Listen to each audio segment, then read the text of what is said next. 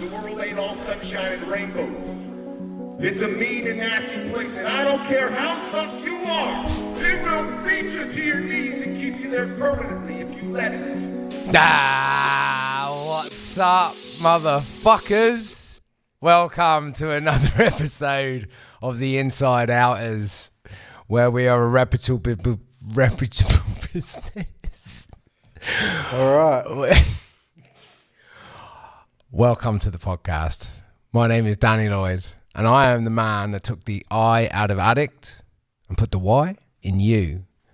And this shady looking motherfucker next to me with the sunglasses on, looking like he's 3 days deep, is It's your boy, the LockDog. What's cracking? Not a lot, my little former rock bottom resident. All right. Okay. Someone can't speak English. Can't speak England today, bruv. It's been one of those days today. I'm sure a lot of people that listen to this would probably concur that some days you just say to yourself, why the fuck did I get out of bed? But, you know, that's what this whole thing's built upon, just being raw. Very little editing goes on. We just shave off the front and the back. Chuck some clips there to make it look pretty. But other than that, you get to experience Mr. Lloyd not speaking for shit. Nah, can't speak England, bruv. I'm going to try and get me chair upright and everything. Anyway, so before I guess we get into this whole schmozzle, Mr. LockDog, I guess we better thank our sponsors, Killer Moe's, Mr. Dan Smith, and also Mr. Ryan Ferrari in Bullhead, Arizona. 5-star classified. An online community that prides themselves on no censorship. And you can buy and sell items you want for just 99 cents. So we thank both of our sponsors for getting us this far and for believing and supporting us. And whoever sponsors us now with the sunglasses. What's happening with the sunglasses, LockDog? So they are a $20 pair from Connor. Connor, eh? Oh, you know, I like to splurge and empty my wallet from time to time. So $20 at Connor. Oh. I'm glad that's what empties your wallet. Oh, I normally don't carry a wallet, but you know. What's been good with you, LockDog? What's been happening in the world of business, personal life, and general fuckery? Well, I am full-time in our business. Full-time in our business? Full-time in our business. So when I say full-time, that means I'm currently not working for any man other than myself. That's good. Good. Kind of like Jesus. Jesus. Yeah. He wasn't working for any man other than himself. No, he's working for God. Isn't that the same person? No? No. All right, let's jump off that topic before we end up with a big community that don't like us. I'm in a bit of a funny mood today, LockDog. I can tell. Yeah, the old brain's a bit discombobulated. So, a difficult or unpleasant situation. That's what we were discussing before we press play on this episode. That's correct. And when faced with such things like adversity, you got to remember that within every struggle there is always an invitation to grow. Absolutely. And I've wanted to talk with you today and explore with you today the importance of AQ, which is one of the 4 intelligence brackets, which is actually adversity intelligence, and the fact of how much it is needed to help you maintain, build, and grow your resilience. Because I think we can both attest actually to specifically today, as we record this, that without AQ today, we probably both would have not even made it to the podcast studio to record. Because we both have had character building days, would you say? Yeah, I would definitely say character building days. I would say last 48 hours has been character building, but I think that's the best thing about the human experience, is that balance. But one part of that balance sucks a lot, and it is, you know, just not feeling mentally great, or you're having a lazy day, or you just kind of can't be bothered with life. But you know what? Resilience, I guess, can be used and applied in that situation where you just got to get up and grind anyways. Yeah. You just got to do it. Like, do the things you normally do feeling like shit. Yeah.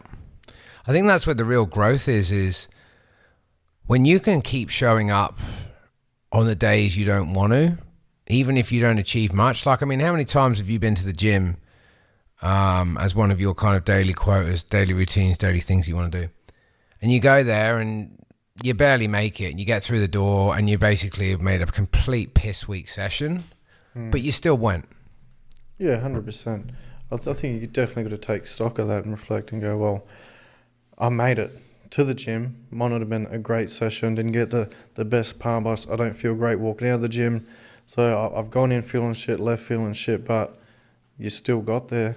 Yeah. You know, there's other people having a shit day that haven't got out of bed and they're procrastinating the gym, but hey, you know what? You showed up. Yeah. And I think that's the most important thing for our listeners and people that tune into this to understand is the days where you don't want to show up and you just make sure you go and do that thing anyway, even if you do it rubbish in your eyes, those are actually the days that count for the most when you feel like doing the least. It's one of those things, you know, when you're on the sticky end of, well, what I call balance, you know, for you have a week of good days, there's got to be a few shit ones thrown in there, but I think you get to determine on those shit days the severity of how bad it feels. So continuing to lay in bed or think negative thoughts or not go through the motions and getting through that to-do list, but just, you know, complete captain procrastination, not going to do anything, I feel like shit, so I'm going to make sure everything around me reflects that. You just got to move through it. Like, to push back against a shit day, you literally got to push back. Yeah, 100%. I mean, the strongest trees have the deepest roots, right? And as a tree grows from, you know, seed to shrub to whatever the fuck a tree is before it's a big tree, you know, like a sapling or something, I think it's called. Yeah, something like that. Small tree. Yeah, like it goes through absolute rigmarole depending on, I guess, where it lives in the world, because it goes through all the seasons, all the winds. But the more it gets battered around on the surface, the more it has to go deeper into rooting itself so it doesn't get pushed over, right? So it's the same can be said for life. I mean, people don't understand the fact that life isn't actually meant to be fun all the time. I don't know where the fuck we got that from. I don't know why everyone's stuck in that, like it's meant to just be easy. Because if it was, it would make no sense. Mm-hmm. You can't have the good without the bad. You can't have the sad and not have the happy. You can't have the black without the white. Like, you have to have balance with everything. And we got like this messiah complex where we all think, everyone thinks someone's coming to save them. Yeah. No one's coming to save you. This is the cards. These are getting dealt every day. These are your chips. Put them in. Don't put them in. Whatever you want to do.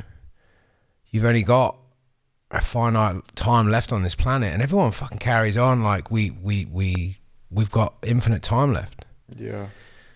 And everybody knows everyone's going to die, but the person themselves doesn't want to admit that and just carries on as if they've got they're going to live forever, so they can just sit there and procrastinate and sit around miserable and fucking carrying on like a pork chop. Like, you're going to have loads of time to get back, but, you know. Yeah, it's one of those, like, you said moments ago about, you know, character building days. That was your description. Yeah. It's, I think if we explore in depth character building days, it's not like, oh, we have a shit day and you just build character. Like, it just magically builds itself. It's on those days where it's more like character exposure days. Yeah, 100%. So you're a bit more vulnerable. You're a bit down. You're not feeling the day. So you're a bit more exposed. And it's on those shit days you've got an opportunity to build your character. How do you respond? Yep. That's the character building has to be done on the shit days. Because how do you show up when you're not feeling great? That's the character building. Yeah, exactly. And that's where I think people get a bit twisted. It's anyone can show up when they feel good, but it's when you don't feel good and when the black dog's turned up or the negative thought patterns have kicked in or the stories that have started when you woke up, you've let them run and they've run and run and run. They've gone and print whole fucking tabloids for the day in your own mindset. You know, those are the times when you find out who you really are. And I think a lot of people are suffering from a complete disconnection, thinking that everything's meant to just work out. It's not how it plays out, man. Like, it will work out on some days, and some days it just won't. So there's no point sitting in it like it's just a bad day. It's not a bad life, right? But people get this bad day, or let it compound maybe 2, 3, 4 days in a row, and they just think that the whole life's fucked. But it's not the truth, right? Yeah, and it's like I keep referencing that word balance is. You don't really stop to appreciate a good day unless you can understand what it's like to move through a bad one. Yeah, definitely. I mean, you think about it, right? The bad days turn up to teach you how much to appreciate the good days when they show up. And the good days show up to give you the strength to face what the next bad day that's coming is. It's funny, right? We're sitting here labeling the days of good and bad. You know where I'm about to go with this, right? Yep. There's no such thing as a bad day. Yesterday and today, they're just days happening. Sun comes up. Yeah. Sun goes down. We're rotating and spinning through the cosmos and all the things. Life's unfolding, whether we're aware of it or not. There's no such thing as a good or bad day. It's just the fact that there's something going on for you which doesn't feel great. Yep. Yep, pretty much. It's just the truth, actually, when you think about it. Yeah, like yesterday was a day. Tomorrow there'll be another one. So I want to talk to you about AQ, which is one of the 4 emotional quotients. Because you've got EQ, you've got IQ, you've got SQ, and you've got AQ. Everyone knows what EQ is. It's emotional intelligence. IQ is obviously intellect in relation to academia. SQ is social intelligence, which many people lack. For whatever reason. And I think if you've got those other 3, you've got good social intelligence. Yeah, definitely. And the last one, which no one talks about, which we starting to lean heavily towards with our business, is AQ, which is adversity intelligence and understanding how to deal with adversity. So I wanted to explore that with you today and ask you some questions, and hopefully unravel a couple of more onion layers from Johnny Onions. Because everybody loves these episodes when it's just me and you, and we get to kind of delve into who we are more with them. So can you share a personal story of a significant adversity you faced and overcame? And how did you manage to overcome it? I think... Well, there's been quite a lot, but I think one that stands out is there's been no greater adversity than the one that took place inside my mind. Yeah, okay. And I think that was through a lot of heavy substance misuse, especially the alcohol, trying to spend more time in my life intoxicated than sober. Yep. Or trying to sober up to feel good to drink more. In that, I ended up kind of drinking my way into depression. And I'll never forget, I remember just waking up a lot over maybe the final months before actually getting some treatment. And just so angry, man. Like, I just wanted to beat my own head in and beat someone else's in. Yep. Like, I'll just wake up, swinging from, sadness, crying to just out of control rage.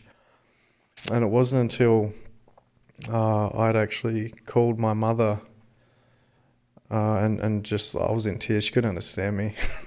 I just said, look, I'm walking along this road. Either come pick me up, I'm going to throw myself in front of a truck. I've just had enough. Yeah.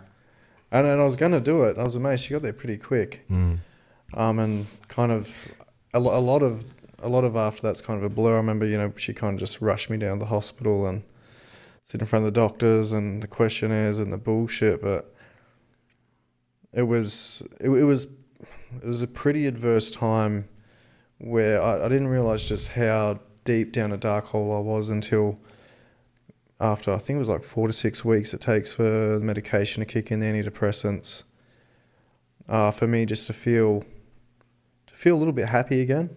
Yeah. Like there's a bit of life back in me. Like I actually just wanted to to not only live, but I actually wanted to live out my life. Yeah. Okay. And that's something like it's kind of there at the moment. Like it's like I've kind of scarred myself emotionally. Like if I don't try and maintain my mental composure and do the things that fuels me feeling positive and happy, like that creeps in very quick. Yeah. Okay. You know, it could just be, you know, from having a few beers, and it could be the next 48 hours after that. I just feel rotten in my own skin, feel rotten just walking around. But yeah, I think I'm definitely very, very mentally and emotionally sensitive because of the amount of abuse I'd inflicted upon myself. Yeah. Okay. So it's an adversity that still haunts me today, and it's always a measuring game, measuring how far I can step out of certain things without it really affecting me. So what is it that really pushed you to that pinnacle point of calling your mum and that whole walking down the road and just wanting to finish the job off? I mean, I know you said it was all the drinking and that, but I mean, like, what was going on for you to be escaping your reality with the drink in the first place? Well, I guess it's one of those things. So a lot of people don't know this about me, and I normally don't advertise it because people just can't really comprehend it, or there's a million questions I just can't be bothered answering. But I didn't attend high school. Yeah. So my education stopped 3 months into year 7. And somehow I made it through uni and all the other stuff later on and got to where I am today. But because of the circumstances I grew up in and the circumstances that were unfolding for me at the time in my teenage years, Yep. I had to become a bit of a parent to my siblings. Mm-hmm. As you know, I'm not sure if everyone else is aware, but I grew up in a household with a lot of substance misuse and domestic violence. Yep. So straight away I'm holding the trauma flag. You're holding the trauma flag. You know, I'm Captain Trauma. You know, I've gone through all the not so nice things. Yeah. Coming up, you know, I was a super anxious kid, petrified of everyone, labelled as shy a lot. But I think that was all just a reaction to being a very scared, young, vulnerable child. And because of the substance abuse occurring in my family, it was weird, I made a grown-up decision in amongst my own bullshit to make sure my sister was attending school. Now she's 9 years younger than me, so I was into my teens at that point. She was early into primary school.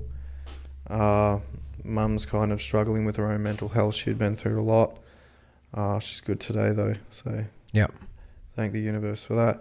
My brother had unfortunately ended up in the foster care system and started his journey in addiction mid-teens and still struggles with it today. But, you know, he's trying very hard, bless him. So I had kind of taken on the parent role when probably I need just as much care as anyone else. I think it would explain, I'm assuming, I'm going to take a shot in the dark. I would assume it explains why you're quite an old soul for such a man of young years. I mean, most people I know that have met you have said the same. I definitely have the same view. I mean, you're not even close to 30 actually. You're 27, 28 next month. But you have a very old soul. I think sometimes people like that have gone through almost decades of life experience, normally compressed into a few years growing up. I feel that's what happens. So yeah, and I think, you know, upon reflection, that's always something I've had kind of sitting with me, even back when I was a teenager, or even leaving primary school actually. I've always been able to kind of step back out of the adversity and kind of remeasure, have another look, get another take on what's going on, and kind of pivot and make a better decision. And I think that's probably something that's got me this far, and I still do it today. I tend to take almost a third party neutral stance in things that aren't going great for me, and kind of imagine I'm someone else looking in on it and go, what should actually happen here? That there's me, there's the problems or the adversity. Now I'm outside looking in. It's very hard to do, but you know, what would someone else recommend? Mm-hmm. And, you know, I think because of that upbringing, and then, you know, when you're moving towards adulthood, there's that pressure, you know, what am I going to do with life? You got to get a job. I've got no real peers I've gone to school with. I don't have that education. I just felt shit about who I was. I felt shit around where I thought I was going, which in my head I'd already made up kind of the decision of, well, as a result of this, I'm just going to be kind of a Centrelink bum, and probably just rely on government assistance and not really go far in life and just be that product of my environment. You know, so I just found myself drinking, doing all the drugs and hanging around people that weren't so great. There was a few good fellas in there I'm still in contact with, but there's that. But obviously there was those demons in the background, which was I'd gone through a lot growing up, and society's saying, you know, you need to kind of be this person, get this job, do this stuff. And I'm like, don't know how, and I'm completely traumatized too. And I didn't understand the concept of trauma back then. I just knew that when I drank and did drugs, I felt fucking amazing. Yeah. And it was drinking and drugging from one day to the next. And each day I was under the influence. I was under the influence of being happy too. So it stripped back a lot of anxiety and gave me just time to breathe and really enjoy being in my own skin. It's kind of interesting when you really think about this. So obviously growing up, things were a struggle for your mum, but yet somehow, somewhere along the line, mum, nan, both must have done something in the way they raised you for you to be from such a young age stepping into that role for your brother and sister and your mum. Do you know what I mean? Like someone, you just genetically born with the ability for no one to show you how to be a grown-up and become a grown-up at like 9 years old.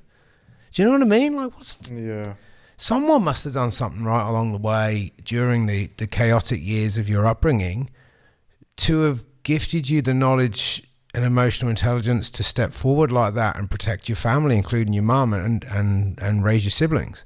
Do you know what I mean? Yeah, I guess, you know, a lot of the not so nice stuff started at a little bit later into my childhood years compared to my siblings. So I'm the oldest.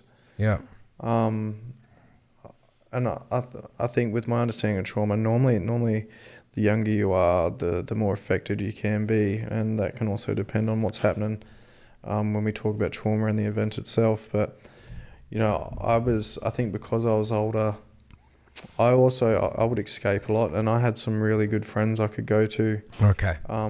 As a kid, where, you know, when things weren't great at home, I would, you know, sleep over at my best mate's house. And that's Jake, eh? Is it Jake? Not Jake. Yeah. There was a couple, and you know, they had really put together households, really good parents. So there was some good role models there for me. Got you. Yeah, that's cool. And that just proves the cliche or the saying, it takes a village to raise a child, right? Which we've lost complete control of these days. There's no community left with that kind of ethos. But back then, you were probably the last generation where that was still a thing. Yeah, and look, I was kind of, well, obviously being the oldest sibling, I'm ranked a bit different in a hierarchy of siblings, right? So generally what I see, and I know it was the same for me, being the oldest, or the eldest, however you want to say that word, you tend to become like a parent assistant. Yeah. So you become very responsible and nurturing, and I think a bit more grown up in the way you think as a result of that. Yeah. So it kind of shows itself in not attending high school to make sure my sister got to school and had food. Yeah. Yeah, quite an admirable journey that you went on for your siblings that I know about and you've told me about, which is probably why you have such a thirst for education and knowledge now, because you had to put it to the wayside when you should have been able to not only have school and schooling, but even just being a kid, really, and doing kid stuff instead of doing all the other things. But what are some common challenges people face when they're trying to overcome adversity?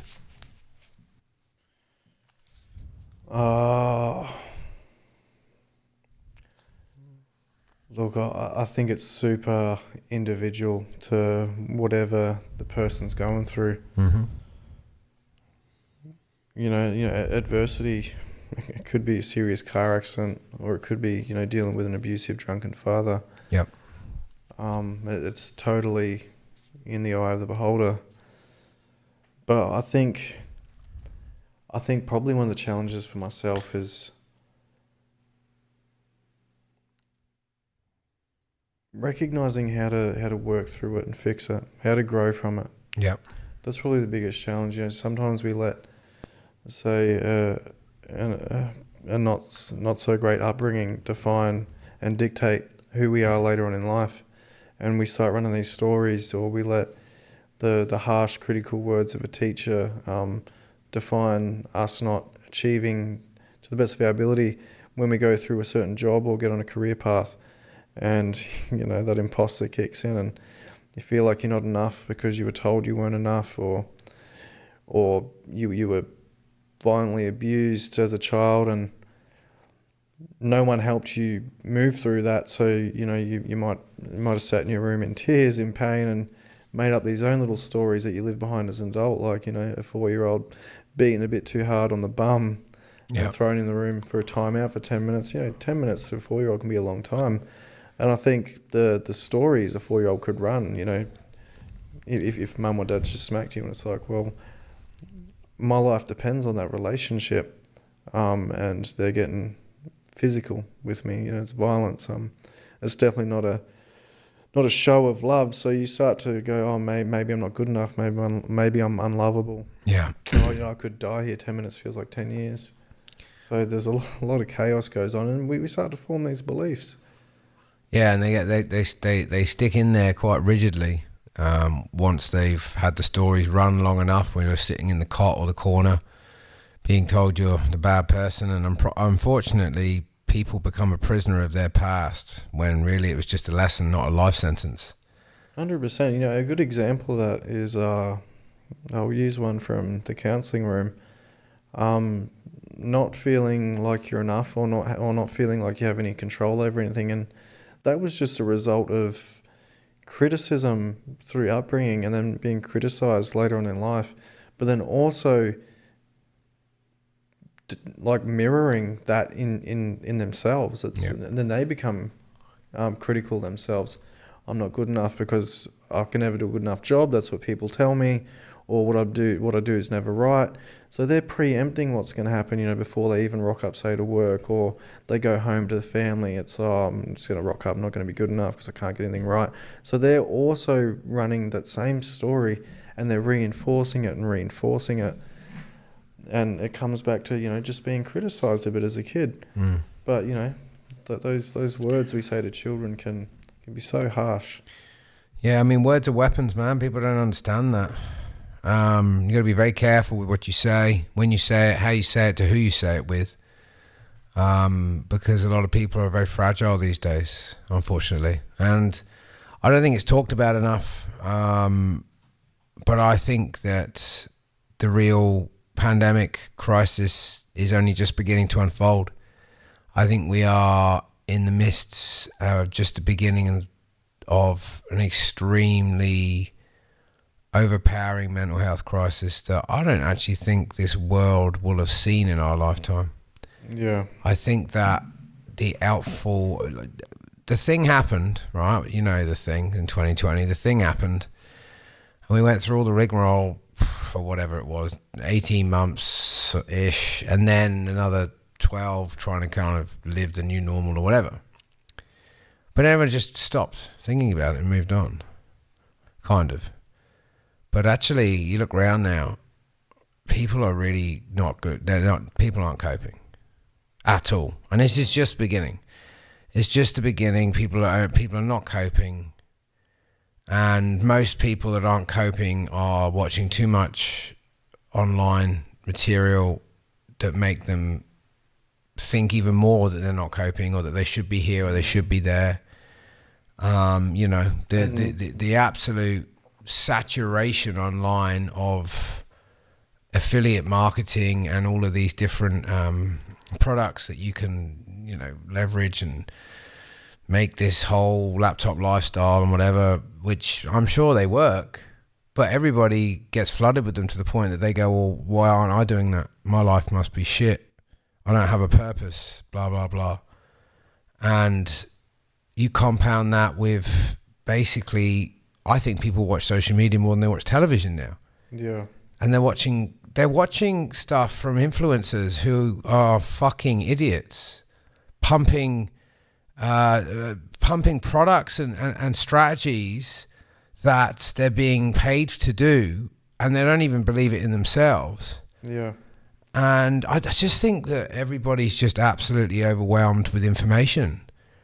I think we're at a point, a crossroads with the internet right now where it's just overwhelming. I think it's one of those things, right? Like if you're one of those people that feels the way you've just described when you jump online, you see all these things, or you're feeling like your life's not living up to whatever expectation you think it should have. I think you need to be honest and go, actually, how happy am I? Because if you spend a bit of time on social media and you feel that way seeing someone else's life, it's not their fault. Like, you're choosing to watch it, but ultimately you feel that way because you're not bringing in your own fulfillment. Oh, 100%. Like, you're going through this mundane bullshit program, and you're jumping. Like, why do people get onto social media and like death scroll? Normally because they're not comfortable with whatever's happening right at that point, sitting in the lounge. They're trying to feel better or feel good or relieve some anxiety. Escapism, right? So it's not the internet's fault. It's your own fault. You got to be responsible and go, well, if I feel shit about myself because of what I see on the internet, it's not the internet's fault. Sort your life out. Yeah. If you want a better life, go and get a better life. I think we're in a complete paralyzed state at the moment of comfort. I think people are just living in too much comfort. Yeah. You know, like all the way to the point of like, we have to have the aircon on because it's a little bit warm. You know, like you can't even spread your fucking Vegemite using a knife out of a jar now. It's squeezable. Like we're actually becoming so soft in comfort that we're becoming unhardened to deal with anything that life may give us. And the fragility of people from this is the sedentary lifestyle people are living, which is basically the opposite to resilience and adversity, of just sitting on their ass and pumping all sorts of rubbish into themselves and food and drugs and alcohol and whatever, thinking that like that's going to help any of their stuff. And there's just no one seems to be able to get comfortable with feeling uncomfortable and pushing themselves because of the way the brain works, right? Yeah. The brain doesn't want to be, it takes the path of least resistance. What is the mindset? How does mindset play a role in overcoming adversity? I think it all comes back to self-education and growing your self-awareness. Like you just said previously about like people don't know how to cope. So, you know, the question that should be posed is, why don't people know how to cope? You know, like, where did you learn to cope? Yeah. You know, like how did you figure that out? Because it's not taught in school. No. You know, like hard shit happens and no one knows how to cope. Yeah. But everyone can. So it's about learning how to. You need to be able to recognize and understand what's going on. If you're carrying around some emotional baggage or, you know, a bit of a trauma backpack, sort through it. And when the hard times show up, you need to have some tools to deploy. What kind of tools or strategies can you deploy or can you share with us for individuals that have to deal with the adversity that's coming? Because at the end of the day, you're either dealing with a problem, you're leaving one, or one's coming your way. That's just how it is. It's how it's set up. Yeah. I don't know why people think it's not, because it is. Even people with all the money. You know, Biggie had a song, right? More money, more problems. Yeah. He wasn't lying. People who have more money, they have more problems. They just have different ones. Yeah. Thinking that going and attaining wealth is going to fix your problems is another dumb thing that people seem to aspire to. Yeah. I mean, like in the last 2 years or so building this business, I've been the happiest in my whole life when I've had nothing. Yeah. I'll be honest. It would be nice to have more, but I've probably been the happiest. Like this beginning of our journey, this startup phase is, other than that first kind of year I know was hard, but the second year, as much as we don't really have anything per se financially, having a great time most of the time. Anyway, majority. What strategies or tools can someone use to develop their mindset to be more resilient or deal with adversity better? So I said it before, self-awareness. So the same tool you need to start sharpening is the one you're going to continue to sharp. And you need to continue to use it, and it's going to get a bit blunt, sharpen it again. If you're not self-aware, how are you aware of a problem rising? Yep. And how are you going to be aware of how to respond and deal with it if you can't even understand the issue? Yeah, definitely. Like you need to be able to have those conversations and recognize. I think the most important thing that everybody is missing when it comes to dealing with the harsh realities that can catch us on the blind side with life is understanding that without awareness of your own bullshit, self-awareness and awareness of what's happening around. I'll give you an example today. Like I had a pretty hard day mentally and physically doing whatever I was doing, but I took stock throughout the day to try and piece together, took kind of an inventory of, okay, so I feel like shit. I'm struggling mentally. There's all this stuff happening in my head. Well, what's going on though? Like, why is this happening? Because when I take stock at it, I've got a recently new found person in my life that makes me smile. I got a business. I don't have to work technically for anyone if I don't want to. The business is going well. I've got good friends like yourself. My mum's happy and healthy as best as she can be in the UK. My health seems to be pretty good. So what's the issue? And after a kind of full inventory check, I realized, I drank a bottle of wine at the weekend. I don't really drink anymore. And so I'm probably chemically imbalanced. And also why I feel physically drained today and didn't sleep correctly last night either would be, yet again, bottle of wine on Saturday night. Whole bottle of red. Yeah. Gluttonous fuck. Just no need for it, but just did it anyway. Don't know why. I don't even really do it anymore. But when you do an inventory check like that, and you get to the root cause and bring that awareness to yourself of why, and you ask some simple questions, right? Why am I wrong? Right? Why am I wrong? Does this actually matter? This thing I'm thinking about, the way I'm behaving, why did it trigger me? Yeah. How do I honestly feel right now dealing with this? And how would the person I want to become be spending their time right now instead of the way I'm carrying on right now? Yeah. Simple questions like that. It can be just those 5 questions. When you're going through a relationship issue, you're going through a health issue, you're going through a business problem, you're going through your career issue, or you're having a bad day. Simple things. Why am I wrong? Does this actually matter? Why did this trigger me? How do I honestly feel right now? And how would the person I want to become be spending their time right now versus what I'm actually doing? Yeah, so it's bringing that responsibility into the picture. 100%. And it is being self-aware because you're having a dialogue with yourself and you're not just letting the day free fall into what could be worse. It's going to feel worse. A day's never worse. You just feel worse. Yep. But you're able to recognize and pinpoint, hang on, actually, there is a reason for this. And just understanding that, probably because of that, you find relief. Yeah. I think, looking back on life, the amount of things that happen to us that we think are the worst things that could possibly be happening, when you actually look back, because you can't connect the dots looking forward. You can only ever connect the dots looking back. Most of the biggest life events that have happened to a human being, look at Gaz.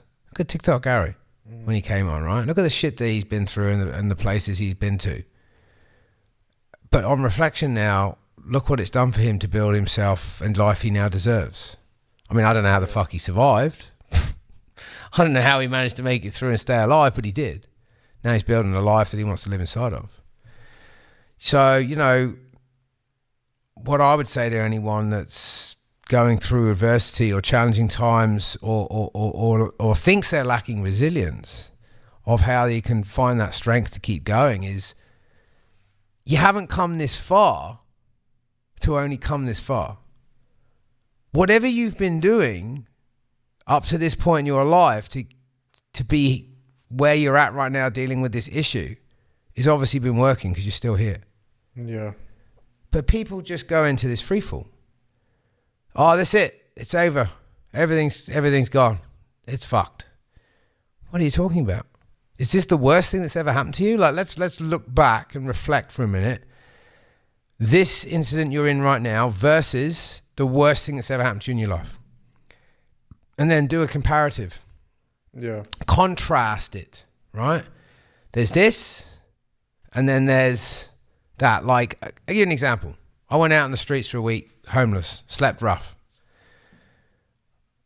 The leading up to that, I felt people around me, yourself included, seemed more concerned about what I had to go and do than I did. You know, because people care. Yeah. But I just was, the last 2 or 3 days, I was fucking rock solid, bro. I was like... That's a good example of how we always try to predict the worst case scenario. Yep. Like I contrasted, even on the streets, right? I would contrast it all the time. You know, I'd contrast it to something like Kilimanjaro. And I'd be freezing my ass off on the street and sleeping, you know, on a concrete floor. But I'd look back and go, yeah, but when I was in Kilimanjaro, I was sleeping on the fucking side of a rock face and it was minus 10, 11, 12. And we had no way of showering and there was no toilets and I had to try and take a shit off of a mountain peak. Like there was no toilet, like it was just a shit show, right?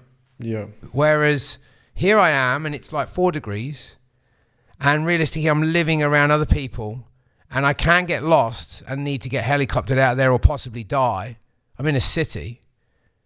And when you contrast your current situation that you feel overwhelmed by versus one of the worst times you've had in your life, I feel that's the way you can find strength when you think you're weak. Make sense?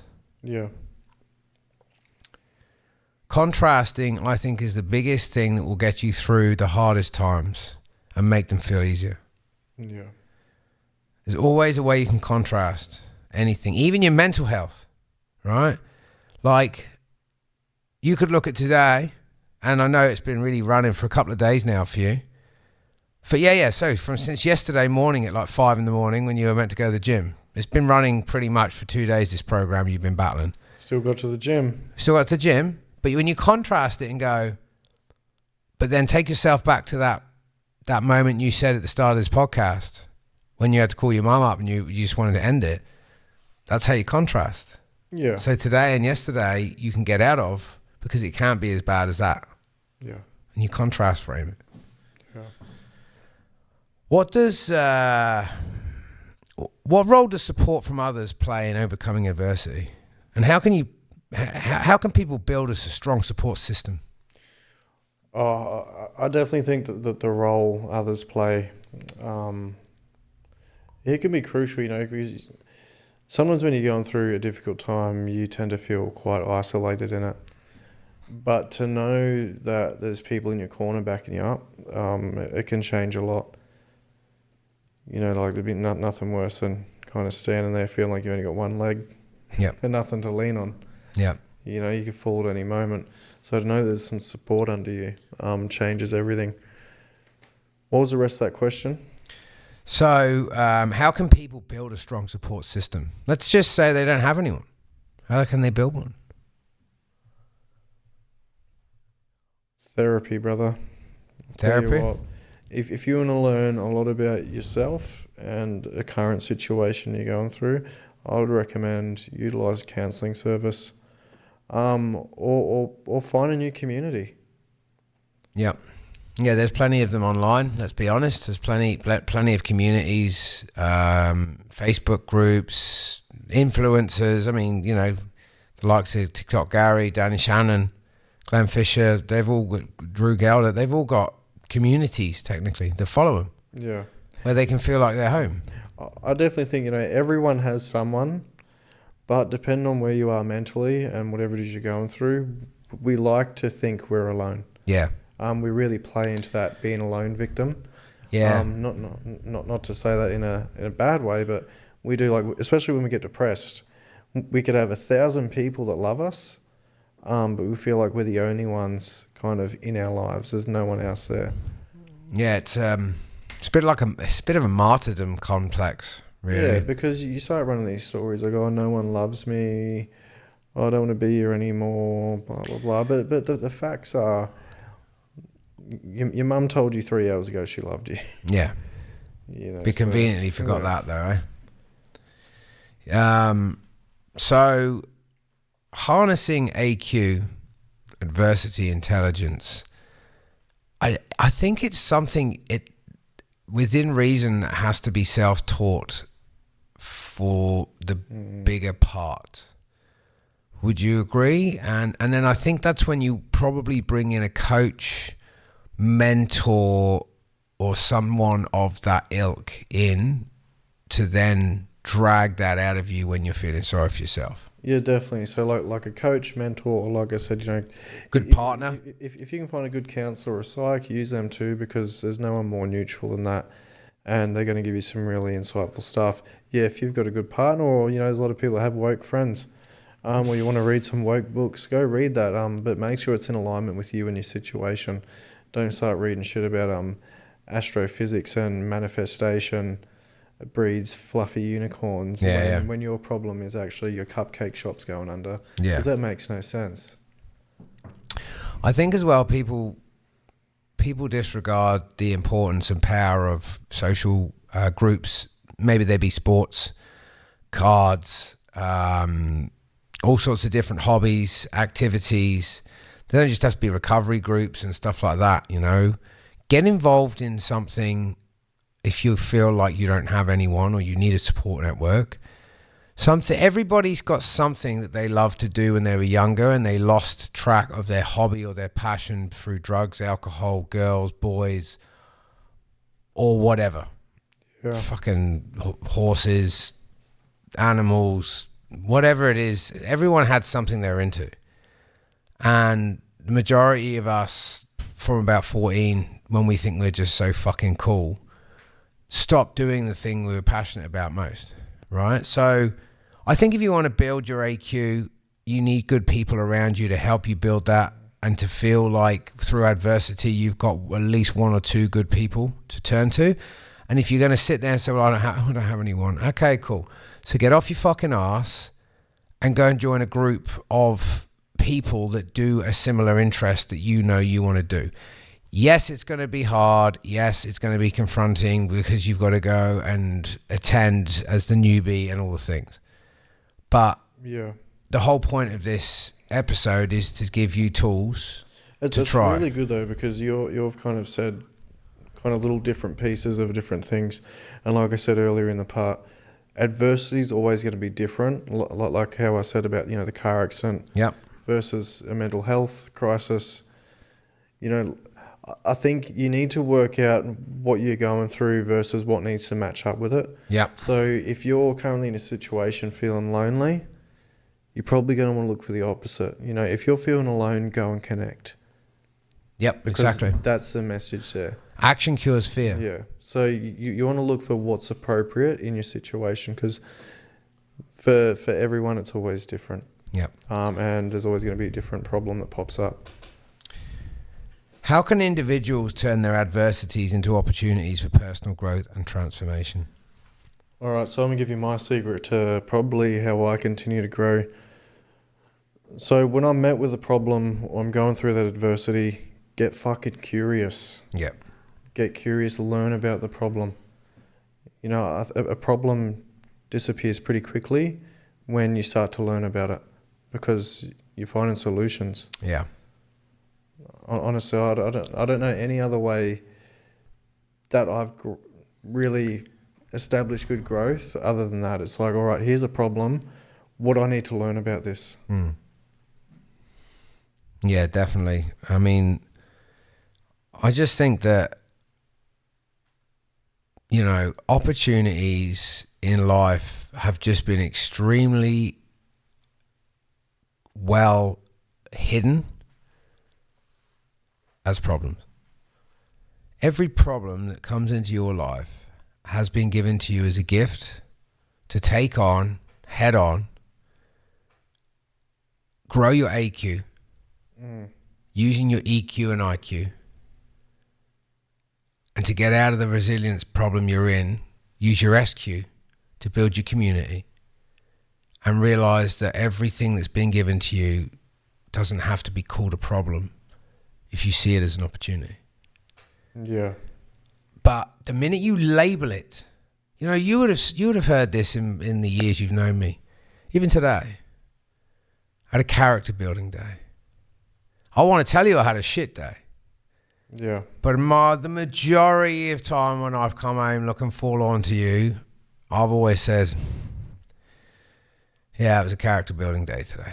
But it's only a character building day if you're willing to build upon yourself in it. Yeah.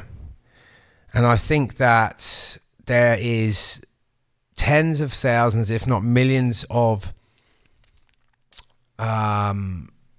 cases to look at where you'll see that somebody's adversity was actually the opportunity for them to go and grow their own brand with it. TikTok Gary. I mean, fuck me. I was a meth addict. I moved to the Northern Territory and went to a meth program. Yeah. So, what is it? Here's a question for yous all watching. What has been your biggest adversity in your life that you have faced and overcome? And how can you turn that into a business or something that makes you money by working hard at it every day? You should work twice as hard on your dreams and on you as you do it at your job.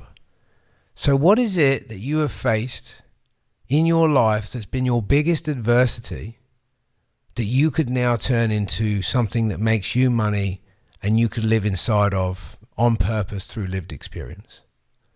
That's something to think about. How can individuals...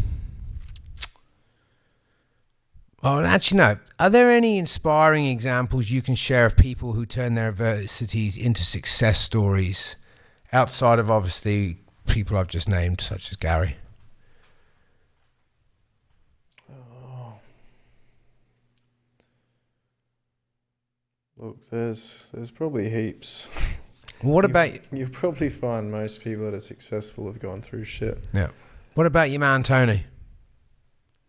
You love Mr. Robbins, or you follow him a lot. I mean, his backstory when he was a teenager is pretty out there.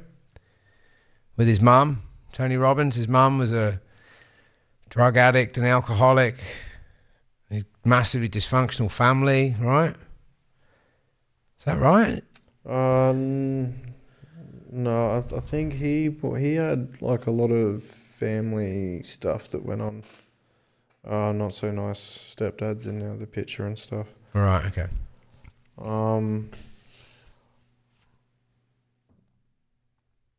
You want to know actually who inspires me the most? Yep. And it's probably because of his show of resilience and a never give up attitude. Like, he's always getting knocked down and he always gets back up. He's trying to learn all the time. He probably repeats the same mistakes more often than not. But it'd be my younger brother. Okay. He's been trying to maintain abstinence on and off for the last few years. You know, he's been stabbed, he almost died, had punctured lung and all the things.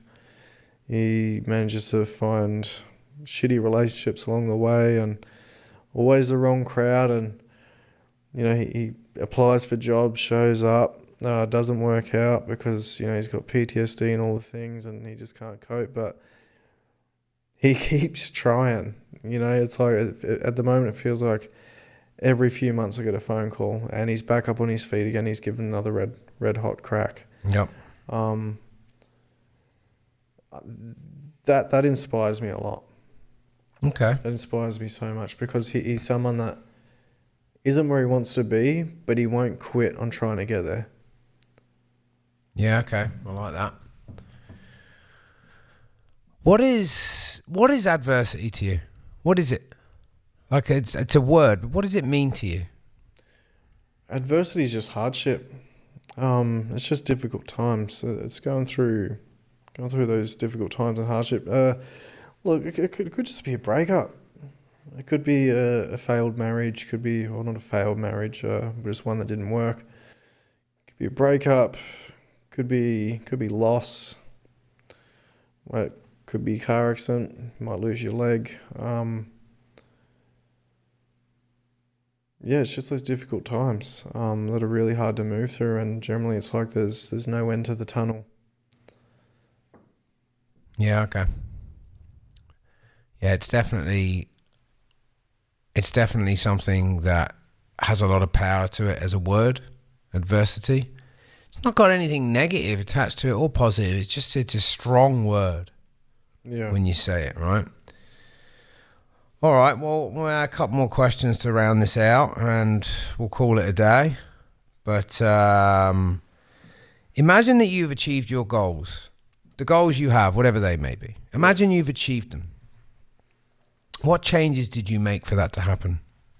From where you are now to achieving whatever it is you have in your head as goals, you've achieved them. So what did you do? What changes did you make to do that? I think the changes that I would have to make would probably come in times of adversity, funny enough. I can't really think of many times where I've grown a lot as a person and made better decisions without making some shit decisions and going through some shit times. Yep. I think they're the best places to learn. I kind of treat them like school days because a bit like school days, school sucks. Yep. A bit like adversity, and you can't wait for it to be over. A bit like adversity. But generally later on, you realise that because of all that, you actually did learn something. Yep. And that's very much the changes that would be made. And I think, just continuing to grow because of that, as a result of that, and just trying to be the best me along the way. All right, well, just to round it out, what advice would you give to someone currently going through a difficult time or facing a major setback in their life? Take a moment to ask why. Get still with yourself and get really honest with yourself. That's probably the only advice I would give. There's a conversation needs to be had between you and you. Yep. And do it in a place where you can actually let that conversation take place. Yeah, I think what's most important is for people to understand, if you are listening to this and this has resonated with you and you do feel like you're going through adversity or you think you're struggling to have the resilience to face up whatever it is that's in front of you, is no storm lasts forever. Storms only come to pass. They don't come to stay. And so whatever it is one of my favorite sayings. It's actually one of my own sayings, which is not why is this happening to me, but more what is this teaching me? Why has this appeared and what is it teaching me? Adversity is life's very own workout session. Yes, we'll feel the aches and pains, but after that, we will also feel stronger, more resilient, and even more alive. Just like when you go to the gym. No one really wants to go to the gym. Let's be honest. No one really wants to go for a run, really wants to go on a bike ride. But once you've done it and got there and start getting into it, you start feeling better about it. And then by the end of it, when you get home, you feel great. It's the same with the harder days, the bigger challenges, the tougher hours, minutes, seconds that you go through in life. They've all appeared to grow you into whatever it is you've asked life for. Life's preparing you for what you've asked life for. You don't just get it doesn't work like that. It's not that kind of pie. You will get what you asked life for when you're ready to receive it. It doesn't get given to you until you're prepared. And I'll give you the perfect example of that is lottery winners. 94% of lottery winners are bankrupt and broke within 3 years of winning. Because they weren't ready for the money. They didn't go through what they needed to do. They got fast-tracked. They jumped the queue. And they got found out when they got to the front desk. So whatever you're going through and the adversity you're facing and the resilience you think you're lacking and whatever you're struggling through day to day, week to week, month to month, or maybe it even been a year or two, 2, 3, 4 years. It's not the final destination. You just got off on the wrong bus and you're waiting for the next one to come so you can carry on to get to the destination you're really meant to be at. And that's the thing people need to understand is never take a permanent decision over a temporary problem. The temporary problem might not be a day, a week, a month. It could even be years. But it will end and lead you to the destination you've been searching for. But you need to be prepared to be preparing for life to prepare you for what you asked it for. That's how it works. You don't get to get all of the gold without mining all of the ore and going through all of the process to be able to print all of the money and the cash and the success and the wealth and the freedom and whatever it is you want. There's no such thing as an overnight success. There's an overtime success in anything you do. Stop thinking life's unfair or fair. The word doesn't exist. It's a load of bullshit. Adversity has been given to you as a gift. Problems are opportunities, and you are you. So stop trying to be someone else. Stop trying to fast track the process. Stop trying to be like the lottery winners who'll go bankrupt in the end, just like you will if you try and jump the queue. Wait patiently for your ticket to be called, and when you get to the front and you punch that ticket, you get to walk into the life you've been asking for. Until then, accept adversity as part of the journey. Or don't. And live in a life miserable because you think it's unfair. 100%, bro. 100%. So, If you're sitting there trying to reject adversity, you're rejecting the best parts. well, that's been it's been quite the episode, LockDog. Little bit of an in and out and an up and down, but I hope a bit of AQ training for our little inside out of fam help them along the way to understand whatever they're going through right now, they're growing through. Before I leave, I want to say this. If today gets difficult, remember the smell of coffee, the way the sunlight bounces off a window, the sound of your favorite person's laugh, the feeling when a song you love comes on, the color of the sky at dusk, and that we are here to take care of each other. No storm comes to stay. It just comes to pass. So whatever you're going through right now, hold on, little star. Because soon enough the sun will rise again. And until then, keep tuned into the Inside Outers and we'll do our best to lead you through the darkness. Thanks, LockDog. Been a good episode. Enjoyed it. Thank you for interviewing me. Yeah, it's always a bit random when we interview each other. Yeah. Today is a tomorrow you were worried about. Yesterday. 100%. All right, well, we'll see you motherfuckers on the other side. Stay shiny, and if you can't stay shiny and you feel a bit sad, then contact people like Inside Out Coaching Consultancy Collective or other organizations or social enterprises that can help you out of the darkness or come sit with you in the mud until you're ready to walk again. You, me, nobody is going to get as hard as life. But it ain't about how hard you hit. It's about how hard you can get hit and keep moving forward. How much you can take and keep moving forward. That's how See you winning next is time done. for the Inside Outers podcast.